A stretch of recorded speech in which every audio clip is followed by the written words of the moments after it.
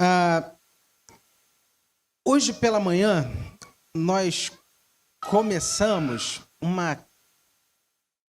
Faz parte. É isso aí. Maravilha. Isso aí. Nós hoje pela manhã começamos uma série de mensagens baseada no livro de Jonas. E aí a gente vai teremos essa série hoje também e no próximo domingo, tanto na parte da manhã quanto na parte da noite. São 4 capítulos do livro de Jonas, e nesses 4 encontros nós trabalharemos um capítulo. E dessa forma nós vamos ver o que acontece no capítulo de número 2 do livro de Jonas. Só para que você se situe, se você não esteve aqui pela manhã, inclusive hoje pela manhã a gente estava aqui com a igreja totalmente cheia, né? A gente tem um público que acaba sendo um pouco diferente, pessoas que vêm somente na parte da manhã, outros que vêm somente na parte da noite. Mas eu quero dizer que você pode acompanhar. Se você só consegue vir à noite, não tem dificuldade, você consegue acompanhar o que aconteceu no nosso YouTube. Você pode seguir lá o canal da nossa igreja e acompanhar a mensagem da manhã. Mas apenas para que você entenda, Jonas era um profeta fujão. Jonas era um camarada seletivo. Jonas recebeu um chamado de Deus. E ele disse: isso aqui eu faço, isso daqui não.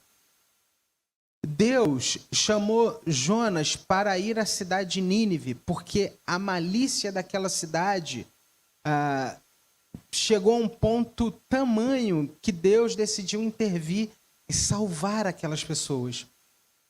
E o que acontece? Quando Deus chama Jonas para isso, Jonas diz assim: eu tô fora.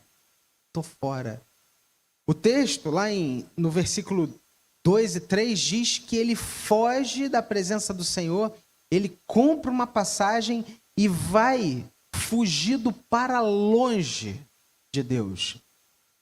Ele odiava os ninivitas. Muito provavelmente no seu passado ele teve alguma situação difícil com essas pessoas e ele não conseguia olhar, imaginar que elas pudessem ser alcançadas por Deus. Jonas foge, compra uma passagem para Tarsis, e nesse barco, na caminho de Tarsis, uma tempestade arremete aquele navio. E para a gente encurtar a história, Jonas é lançado fora do barco. E o último versículo de Jonas, capítulo 1, diz: deparou o Senhor um grande peixe para que tragasse a Jonas. E esteve Jonas 3 dias e 3 noites no ventre do peixe. Agora, nós leremos nesse capítulo 2 o que acontece dentro desse peixe. Jonas faz uma oração. E eu queria olhar com você para essa profunda oração de Jonas. Onde ele diz assim, Jonas capítulo 2. Então Jonas, do ventre do peixe, orou ao Senhor seu Deus e disse: na minha angústia clamei ao Senhor. E ele me respondeu: do ventre do abismo gritei, e tu me ouviste a voz, pois me lançaste no profundo, no coração dos mares, e a corrente das águas me cercou.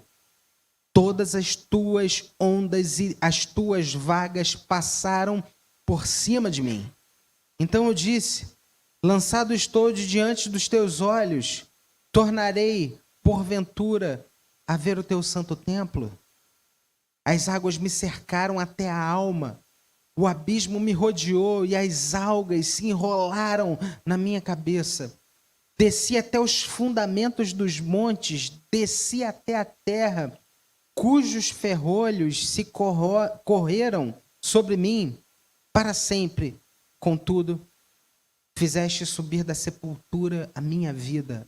Ó Senhor, meu Deus, quando dentro de mim desfalecia a minha alma, eu me lembrei do Senhor e subiu a ti a minha oração no teu santo templo.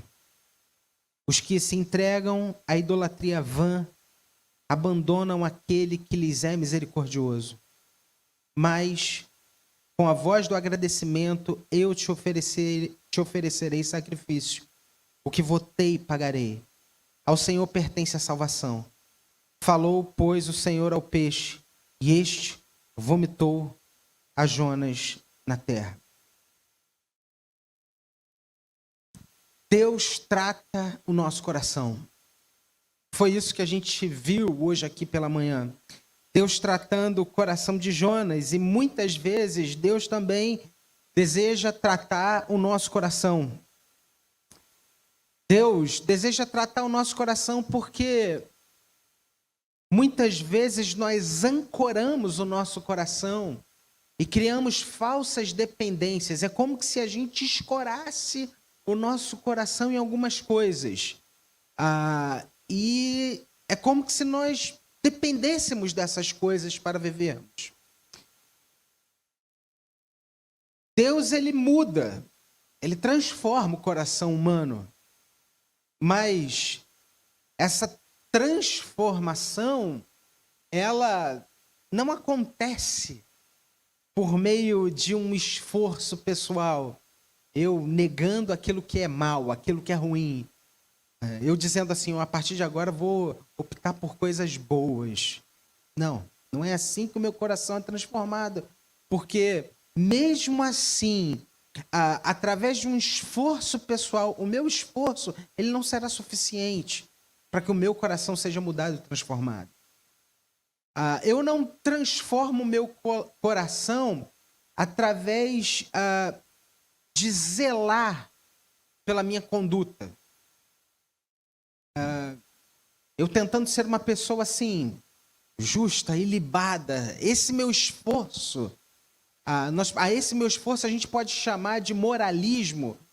Esse moralismo, ele não me qualifica a ter um bom coração.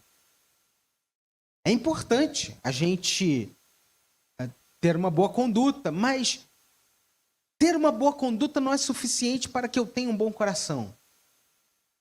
É um esforço limitado da minha parte.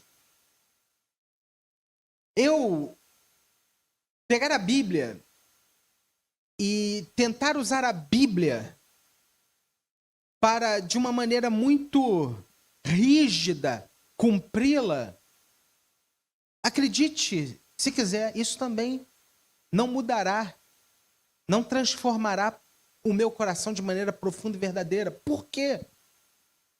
E aí entenda, os fariseus, no tempo de Jesus, eles faziam o quê? Exatamente isso. Eles diziam o seguinte, domingo é o dia do Senhor, não se pode curar, não se pode fazer nada no domingo. Eles tentavam cumprir a lei de uma maneira tão rígida e absurda que não havia espaço para o amor, para a verdade, para o amar a Deus de todo o coração e amar o próximo como a si mesmo. A lei era usada para se afastarem de Deus, porque eles achavam que, por meio de um cumprimento dessa lei, de maneira irrestrita e resoluta, aí sim. Mas tratar de cumprir rigorosamente princípios bíblicos, eu preciso te dizer, qualquer pessoa aí fora pode tentar fazer isso ou não. A Bíblia diz, não matarás. As pessoas aí fora podem, não vou matar. Elas podem tentar seguir os princípios bíblicos para ter um coração transformado, mas isso ainda não será suficiente. O que a gente precisa para termos um coração transformado? hoje, no momento em que nós estamos, fica muito claro para nós a gente entender a centralidade, a importância da centralidade de Cristo no nosso coração e termos a Ele como Senhor da nossa vida, como Senhor da nossa história e de experimentarmos a partir de Cristo essa salvação que muda e que redime o coração.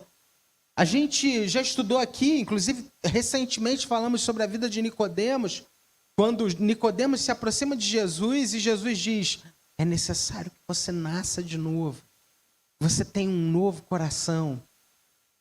A partir de Cristo nós temos um novo coração. Nós até podemos pecar, mas quando falhamos, quando pecamos, nós sabemos que estamos pecando porque o próprio Espírito Santo nos convence dos nossos erros, das nossas falhas. Nesse texto que a gente está aqui, Jonas, ele se vê completamente perdido. Jonas, ele tem um coração duro, mau.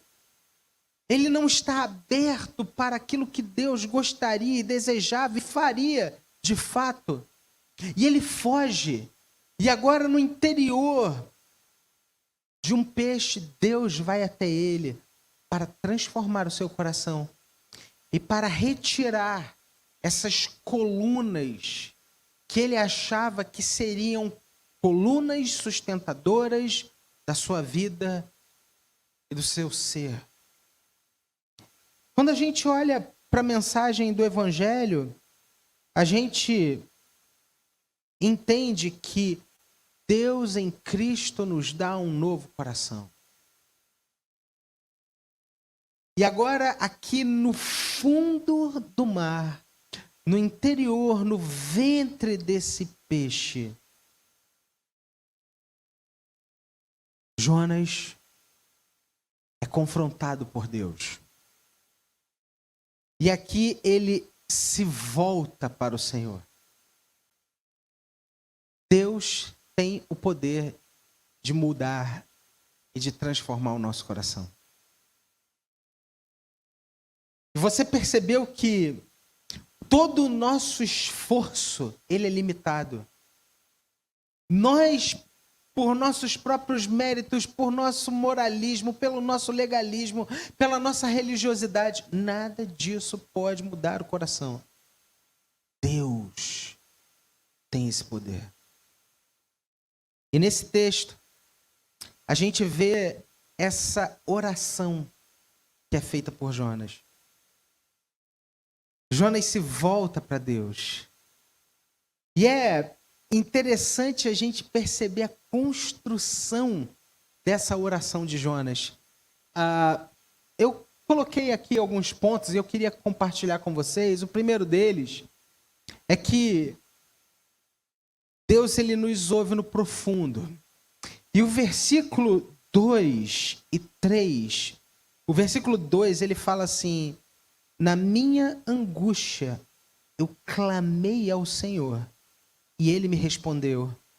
No ventre do abismo eu gritei e tu me ouviste a voz. Gente, que colocação carregada e profunda ele faz. Na minha angústia, ele não diz eu orei. Na minha angústia eu clamei ao Senhor e ele me respondeu. Do ventre do abismo eu gritei e tu me ouviste a voz. Você já gritou para Deus? Você já passou por uma situação tão difícil em que, ao orar, a expressão mais genuína do seu coração eram as lágrimas que caíam dos seus olhos, porque talvez até mesmo te faltassem palavras para descrever a angústia que te tomou? Eu preciso te dizer uma coisa, porque nós enfrentamos angústias, e angústias profundas da alma e do coração.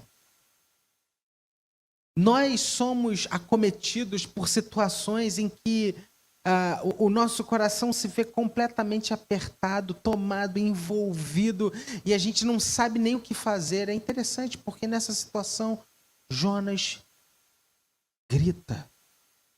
Jonas busca Deus. E lá naquele profundo, Deus o ouviu. Logo depois disso, a gente vê um segundo aspecto. E eu quero mostrar para você aqui. Quando Deus nos ouve, quando nós estamos fracos, ou até mesmo quando nos sentimos fracassados. O fracasso é algo inerente à nossa vida. Muitas vezes a gente dá o nosso melhor e o nosso melhor não é suficiente. Muitas vezes a gente se planeja, se prepara, você trabalha muito e aí o teu patrão te chama numa sexta-feira e diz: você está demitido. Deus, Ele conhece os nossos fracassos. Deus, Ele vê aquilo que nos abarca por completo. E o texto diz: pois me lançaste no profundo, no coração dos mares, e a corrente das águas me cercou, e todas as tuas ondas e vagas passaram por cima de mim. É como se ele tivesse sem força para sair dali, para reverter esse quadro, para dar a volta por cima. E de fato, ele não tinha condições. Deus o ouviu diante da sua fraqueza. Talvez seja assim que você se sinta hoje, diante de uma situação que se parece muito maior do que você mesma.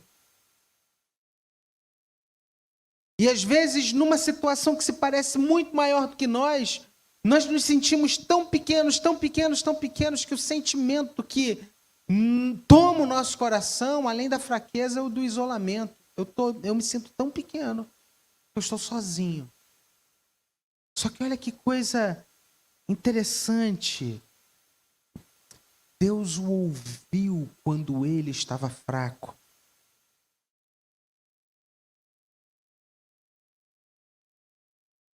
Mas o texto, no versículo de número 4, também diz assim: então eu disse, lançado estou de diante dos teus olhos, tornarei porventura a ver o teu santo templo. Tornarei, pois, a ver o teu santo templo. Essa é uma pergunta interessante, carregada de significado, porque o templo era o lugar de adoração. E Jonas tinha aqui diante dele uma tremenda incerteza. E essa é uma certeza que a gente pode ter, que o Senhor nos ouve diante das nossas incertezas. Quando a gente não sabe o que vai ser de mim, o que vai acontecer. Ei, as suas incertezas, elas não são suficientes para determinar o seu futuro. Diante daquilo que você não sabe, Deus tem todo o poder para agir. Ele te ouve. E o versículo de número 5, agora, ele aponta para uma ação de Deus. Porque no ventre do peixe, Jonas foi ouvido, mas também ele se conscientiza da resposta do Senhor. E a partir do versículo 5, ele fala: as águas me cercaram até a alma, o abismo me rodeou, as algas se enrolaram na minha cabeça. Tenta visualizar essa sensação de Jonas. Eu desci até os fundamentos dos montes, desci até a terra, cujos ferrolhos se correram sobre mim para sempre. Contudo, Fizeste subir da sepultura minha vida, ó Senhor, meu Deus. Entenda, Deus nos responde, mesmo quando estamos em situações inimagináveis para nós. Mesmo quando a gente está diante do novo. Mesmo quando a gente está numa situação que a gente diz assim, eu nunca imaginei que um dia eu pudesse estar aqui. A descrição de Jonas, ela é incrível. Ele fala, as águas me cercaram, o abismo me tomou por completo. Jonas nunca imaginou que um dia ele pudesse passar por essa situação. Mas mesmo diante do seu inimaginável, Deus estava ali e Deus o respondia. Nós somos levados ao inimaginável muitas vezes. Eu tenho andado de Uber e é interessante, no Uber, às vezes eu vou conversando com o motorista e eu confesso a você que eu tenho estado assim um pouco assustado, porque eu pergunto, meu amigão, o que você fazia antes do Uber? E assim, eu já ouvi cada coisa, eu era engenheiro, eu era empresário, eu era professor universitário. E agora o camarada está vivendo ali o inimaginável, porque nem nos piores sonhos dele, ele imaginou que depois de tanto investir na sua formação, na sua experiência profissional, ele pudesse dar um passo atrás. Porque entenda, quando nós estudamos, quando a gente trabalha, quando a gente sonha, a gente quer avançar. Mas às vezes a gente está numa situação que a gente nunca imaginou na nossa vida. E aí? Deus responde. Deus cuida. Deus sustenta. Deus respondeu a Jonas no ventre de um peixe. O versículo de número 7 fala, quando dentro de mim desfalecia minha alma, eu me lembrei do Senhor. E subiu a ti a minha oração no seu santo templo. Quando Jonas não se via mais em condição de dar um passo, Deus respondeu a sua oração.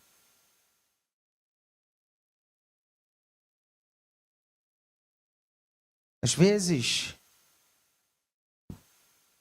a gente passa por lugares, por momentos na nossa vida. Eu não sei se isso já aconteceu com você. Comigo já aconteceu uma situação assim, que eu tentei um recurso, tentei outro. E chegou uma hora que eu falei assim, Senhor, tudo que eu tinha para fazer eu fiz. Eu não tenho mais o que fazer. E foi nesse momento que Deus me respondeu. É mais ou menos assim que eu vejo Jonas. Quando ele fala, olha, quando dentro de mim se desfalecia a minha alma, eu me lembrei do Senhor. E a minha oração subiu. Quando eu não tinha mais força, quando eu não tinha mais condições, eu orei, eu te busquei. E no versículo de número 8, Jonas diz assim, os que se entregam à idolatria vã, abandonam aquele que lhes é misericordioso. E essa é uma última verdade que eu queria compartilhar com você. Porque Jonas aqui, ele mostra que Deus nos responde, mesmo quando não reconhecemos o seu grande amor. Deus nos responde mesmo quando a gente não reconhece aquilo que Ele faz. mesmo quando a gente não reconhece quem Ele é. Ele usa uma expressão aqui chamada idolatria. E a idolatria é uma forma de sustentação do coração. O nosso coração é uma fábrica de ídolos. E ídolo não é necessariamente uma imagem, mas tudo aquilo que nos oferece uma falsa segurança pode ser chamado de um ídolo. Então, entenda, o dinheiro pode ser um ídolo para você. Seu trabalho pode ser um ídolo para você. A sua imagem pode ser um ídolo para você.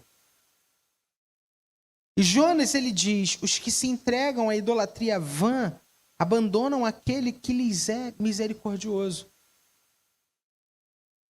Existem algumas perguntas que podem nos ajudar a identificar os nossos ídolos. Eu queria fazer alguma dessas perguntas para você, como por exemplo, qual é hoje o seu maior pesadelo? O que causa você mais preocupação? O que, se você falhar ou perder, te faria sem sentir vontade sequer de viver? O que te faz prosseguir? O que te faz seguir em frente? Qual é o recurso que você utiliza quando as coisas ficam muito difíceis? Em que você pensa com mais facilidade? Onde a sua mente vai quando você está com tempo livre? Com o que você se preocupa? Que oração não respondida te faria pensar em dar as costas para Deus?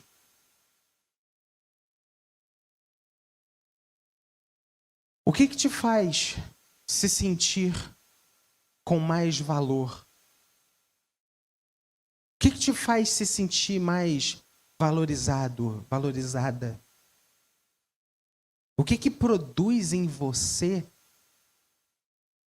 um grande orgulho?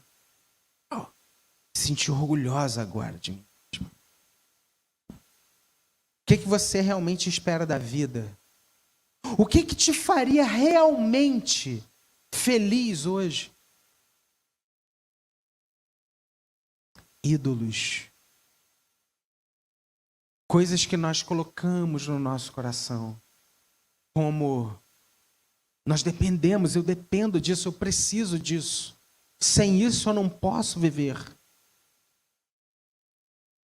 Jonas, ele diz, os que se entregam à idolatria vã abandonam aquele que lhes é misericordioso. Que constatação profunda. Nós temos perdido muito da nossa vida porque temos ancorado o nosso coração em falsas seguranças. Nós temos perdido muito da alegria de viver por não nos lançarmos na direção que Deus tem apontado para nós. Para Jonas, Nínive. E para você? Para onde Deus te chama?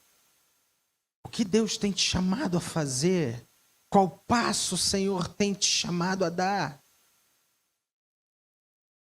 Jesus abriu mão da sua glória para dar o passo que era preciso. O texto ele termina no versículo de número 9 e 10 dizendo assim: mas com a voz do agradecimento eu te oferecerei sacrifício. O que votei, pagarei. Ao Senhor pertence a salvação. E nessa hora falou, pois, o Senhor ao peixe. E este o vomitou Jonas na terra. Ao Senhor oferecerei sacrifício. Existem decisões que nós precisamos tomar na presença de Deus. Decisões que serão tomadas a partir de uma relação íntima e profunda com Ele.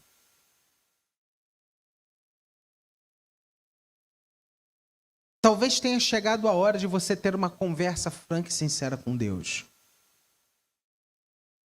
Talvez Deus tenha tirado algumas coisas de você e tenha te levado ao mais profundo, a um lugar ou a uma situação que você jamais imaginou. Não dá mais para nós postergarmos conversas francas e sinceras com Deus. Eu te oferecerei sacrifício. Ao Senhor pertence a salvação. É nessa hora que a prova de Jonas se acaba e ele é lançado de volta à superfície. Você reconhece Deus na sua vida? Você reconhece que Deus te ama? Que Deus tem o melhor para você? Você se reconhece hoje como alguém que tem sido levado por Deus a um lugar mais profundo? A um lugar inimaginável.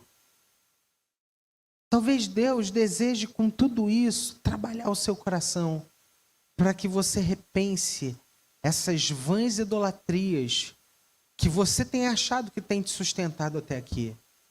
Para que você creia no Senhor de todo o seu coração e dependa única e exclusivamente dele. Se há em você a dependência de qualquer coisa que não seja de Deus, há aí um ídolo. E Jonas, ele diz que os que se entregam à idolatria abandonam a Deus.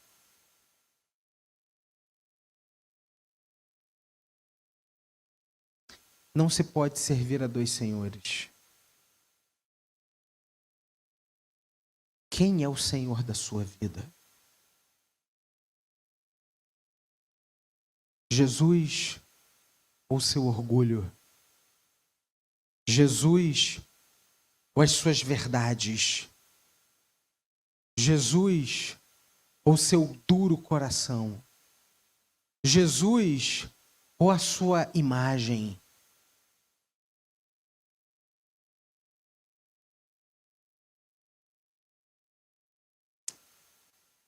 É hora de você tomar uma decisão. Vamos ficar todos de pé?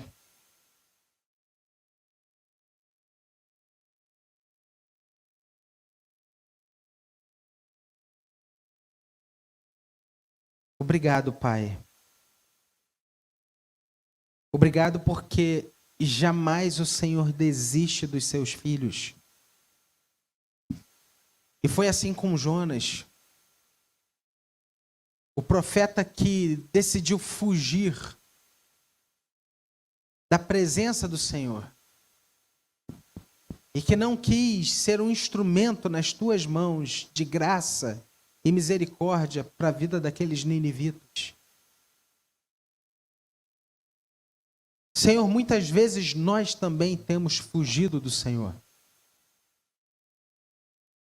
Valorizamos tantas e tantas coisas. Idolatramos o nosso descanso, idolatramos o nosso conforto, idolatramos o nosso corpo, idolatramos o nosso orgulho, tantas e tantas e tantas outras coisas.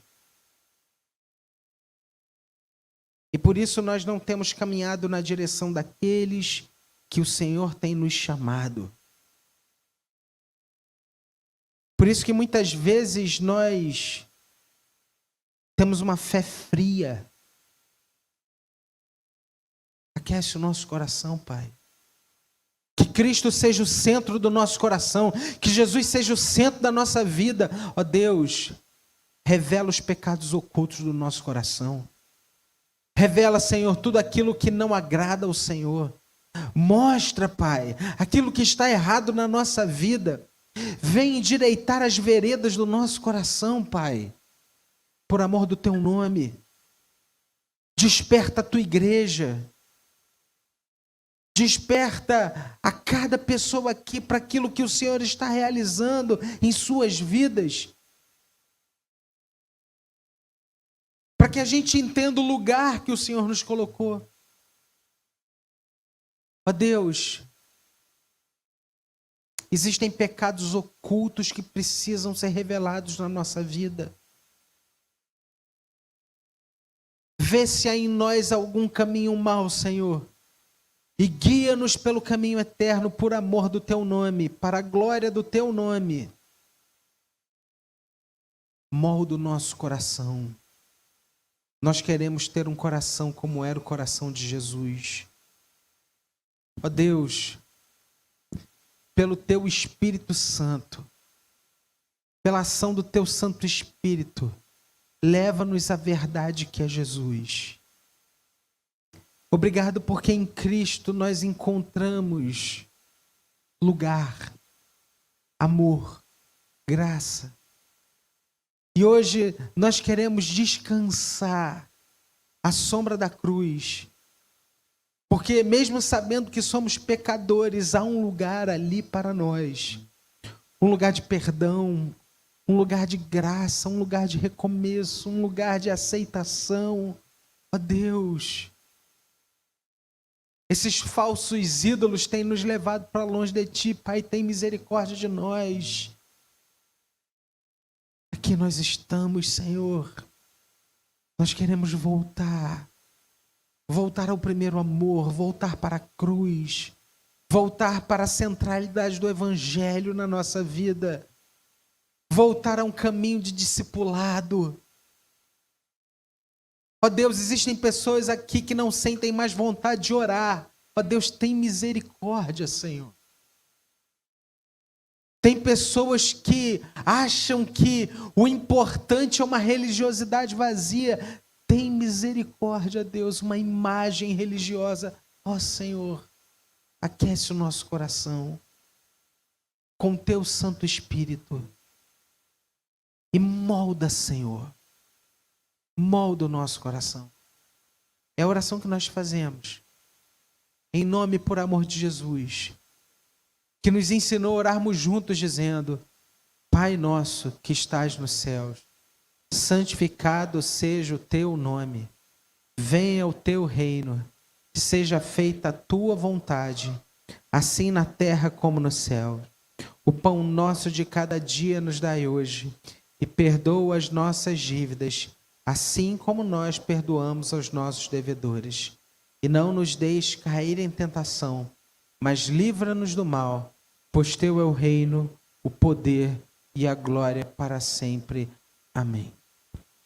Que a graça do nosso Senhor e Salvador Jesus Cristo, que o amor de Deus, o nosso todo-poderoso Pai, e que a comunhão e a consolação do Espírito Santo de Deus estejam com você, meu irmão, minha irmã, e com todo o povo de Deus, espalhado por toda a face da terra, desde agora e para todo sempre. Amém.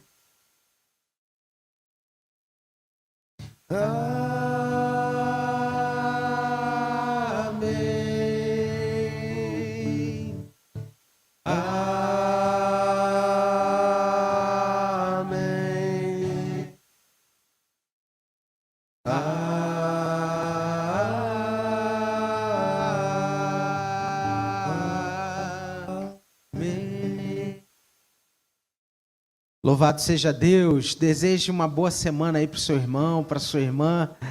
A paz de Cristo para você. O Senhor te abençoe e te guarde. Você tem uma semana aí abençoada na presença do Pai. Amém.